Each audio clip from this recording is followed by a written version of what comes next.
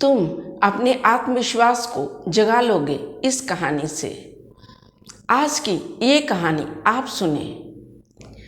तुम अपने आत्मविश्वास को जगा लोगे इस कहानी से। दोस्तों, मैंने कई कहानियाँ अब तक YouTube में दी हैं और उन कहानियों को जो अच्छी रही हैं आपने पसंद की है। मेरा प्रयास होगा कि मैं अच्छी से अच्छी कहानियाँ आप लोगों को दे सकूं और जो कहानियाँ आपके जीवन को, आपके कार्य को, आपके जीवन के हर क्षेत्र में आपको प्रेरित करती रहें, ऐसा मेरा प्रयास हो, ऐसी मेरी कोशिश हो। तो आज की ये कहानी मैं शुरू करती हूँ। तुम अपने आत्मबल को, अपने आत्मविश्वास को जगा लोगे इस कहानी से। नमस्कार दोस्तों, मैं हूँ रेखा शर्मा। मेरे चैनल अपनी थॉट में आप सबों का दिल से स्वागत है। सिमी और निश्चल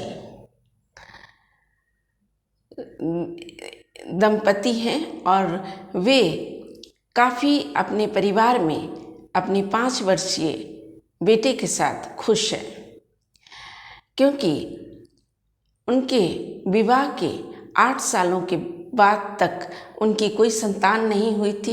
इसलिए वे बेहद परेशान रहे और तब 8 सालों के बाद, बेहद मन्नतों के बाद उनके घर में बेटा पैदा हुआ। घर में सारे लोग बेहद खुश हैं, क्योंकि उनके घर में मुँह मांगी मुराद उन्हें मिल चुकी है। उनका पुत्र जो कि बेहद मन्नतों के बाद पैदा हुआ। इसलिए उन दंपति की, सिमी और निश्चल की एक ही चिंता है कि कब वे मन्नत उतारें अपने पुत्र के लिए, और मन्नत उन्हें जल्द से जल्द पूरी करने की उनकी जल्दबाजी है कि वे मन्नत उतारने बाबा के दर्शन करने जाएं। पड़ोस में, उनके पड़ोस में एक पड़ोसी है जो कि सृष्टि रहती है, और फिर सृष्टि अपने पति के स्वास्थ्य के लिए अच्छे खासे वह फिक्रमंद है, क्योंकि उसके पति की तबीयत अक्सर ख़राब रहती है और वह चाहती है कि उसके पति की तबीयत और सब स्वास्थ्य हमेशा के लिए अच्छा हो जाए। इसलिए वह इसकी चर्चा सिमी और निश्चल से भी करती है। तब एक दिन सिमी और निश्चल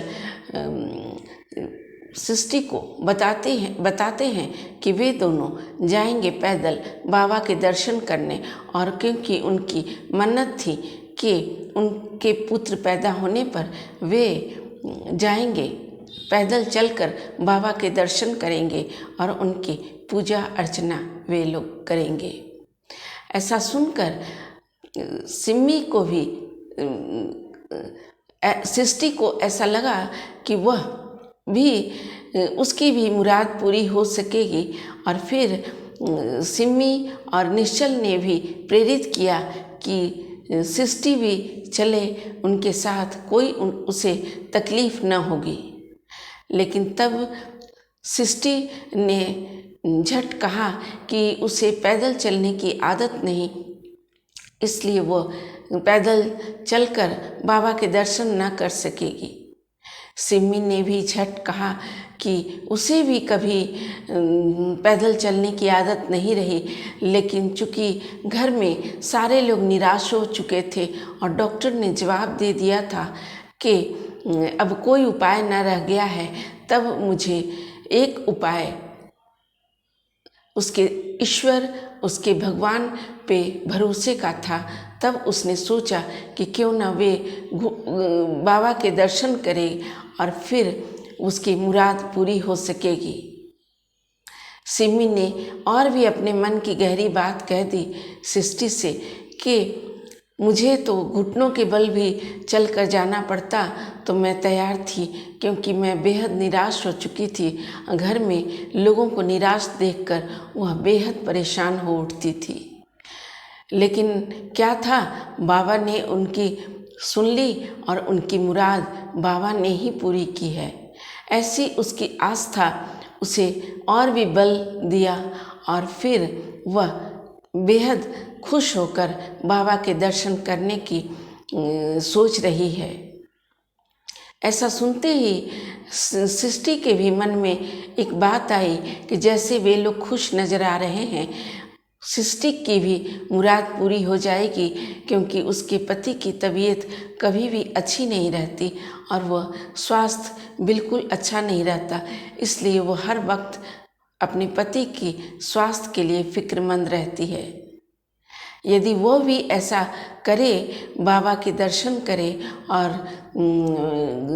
तो उसकी भी मुराद पूरी हो सकेगी, उसकी भी मन्नत पूरी हो पाएगी। तब सृष्टि ने सिम्मी से कहा कि अच्छा, मैं विचार करती हूँ, तब मुझे भी अपनी परेशानी है जो मैं भी अपनी परेशानी से छुटकारा चाहती हूँ। 2-4 दिनों के बाद सिम्मी और निश्चल तैयार हो गए जाने के लिए, बाबा के दर्शन के लिए। तब सृष्टि ने कहा कि ठीक है, मैं भी तैयार हूँ चलने के लिए, मुझे भी बाबा के दर्शन करने हैं। तीनों खुश जाने की एक दूसरे से मंजूरी मिल गई और वो फिर एक तय तिथि को जाने को तैयार हुए। तीनों अपनी यात्रा पे निकल गए चले और ईश्वर के दर्शन के लिए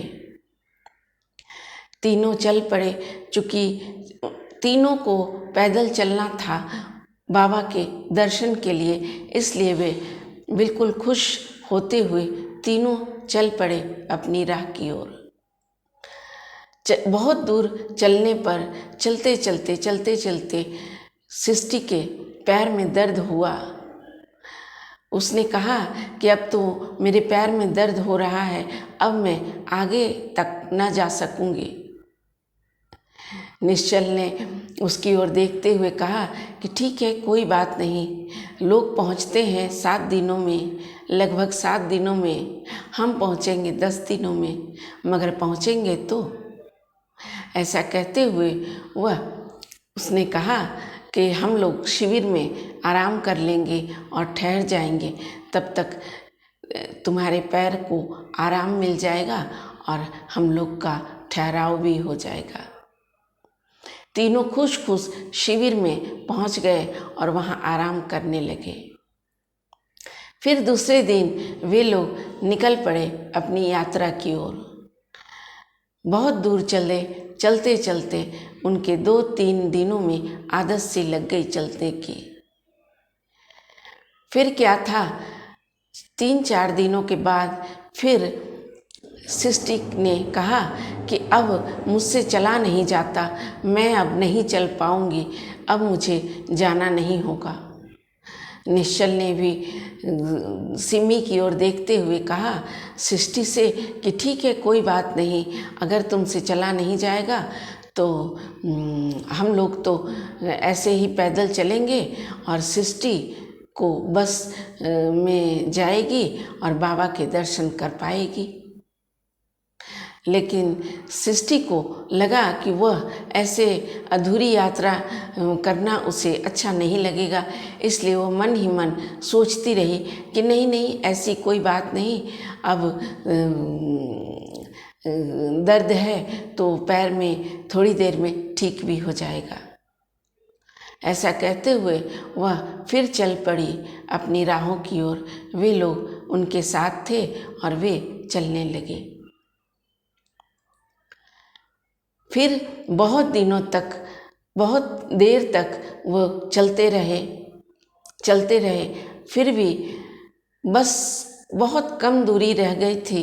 तब फिर अब उसकी हिम्मत जवाब दे गई सृष्टि की और उसने कहा अब मुझसे बिल्कुल ना चला जाएगा, अब बिल्कुल वह ना चल पाएगी, इसलिए अब वह कुछ नहीं मदद कर सकती अपनी। निश्चल ने फिर ऐसे हल्के में बताया कि ठीक है, कोई बात नहीं, बस थोड़ी दूर रह गई है, अब तुम्हें बस में बैठ जाना चाहिए, क्योंकि अब जब तुम नहीं चल पाओगी तो इससे अच्छा है कि तुम बस में चलो। बस थोड़ी दूर है, हम लोग भी पहुंच जाएंगे, तुम भी अपनी बस में पहुंच जाना बाबा की नगरी। लेकिन फिर क्या था, सृष्टि के शारीरिक शक्ति कहती थी कि अब न चलेगी, लेकिन मन का अंतर्मन कहीं न कहीं उसे तैयार करता था कि वह बाबा की नगरी पैदल ही चलकर जाएगी और उनके दर्शन करेगी, जैसा कि सारे लोग करते आए हैं। फिर निश्चल ने भी मुस्कुराया और फिर कहा कि थोड़ी दूरी में कोई फ़र्क नहीं पड़ता, हम लोग तो चले चले जा रहे हैं, बस आएगी और तुम बस में बैठ जाना और तुम चलना। सृष्टि ने कहा कि नहीं नहीं, ऐसा नहीं, ठीक है, मैं भी तैयार हूँ चलने के लिए, अगर थोड़ी दूर है तो ठीक है, मैं सह लूँगी। और ऐसा कहते हुए वह फिर चलने को उद्यत हुई। उसके मन में एक ही बात थी कि बस थोड़ी ही दूर की बात है। उसका मन उसे तैयार कर लिया कि थोड़ी दूर में उसे उसकी मंजिल, उसके मंदिर, बाबा के दर्शन वह कर पाएगी।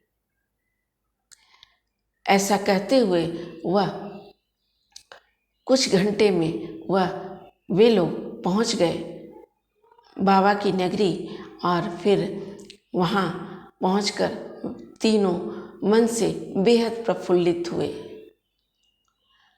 और पहुंचने पर तीनों के मन में ऐसी श्रद्धा और ऐसे स्फूर्ति आए कि उन्हें देखकर बिल्कुल नहीं लगता था कि वे लोग थके हैं।